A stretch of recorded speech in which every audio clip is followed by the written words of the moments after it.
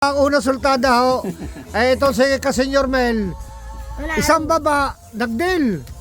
Ay akala niyo yung barahe 68. Ulit. Ulit. Ay, ang kwan Ay, ang baliktad ang baraha. Ang barahe 68. Ay ang Kuya Ludi, takbo, iko 40. Karabay 68. Ang Kuya Bebot, iko ay karipas din ang takbo.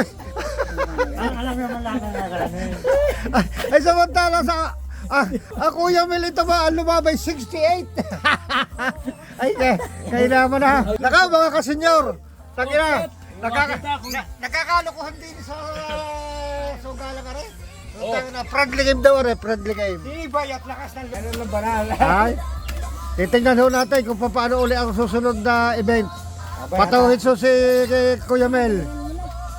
Hello mga paray. Kaya sila mga lolo, nagbabaraha. Dalawa siya ay. Makulay na yung tulong buhay ko. Ayan ang baraha ni Lolo Bebot. At andito si... Salamat sa Paikot na. Dalawa. Pinsay. Ayan na. Dito na natalo si Lolo Bebot. At andito si Tulog yan. Lolo Melking. Tulog yan. Ha? Lolo Melking, ang ganda pala dito eh. Ang sarap matulog. Doon sa may guya, may init. Yun nga. Dito ang sarap oh. Pwede ka matulog.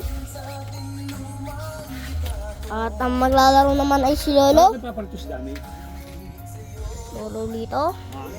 Sinisipot na. Si Lolo Bebot ay standing. Kapit mahal! Ay. Ano bang exactly yung peche ang ating punta sa Mindoro? Sabi mo ay printed din to. May. May... Sila Yaman ang puso ko.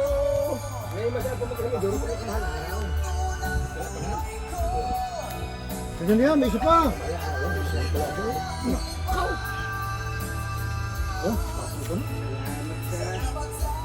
Kabaray yung bukas.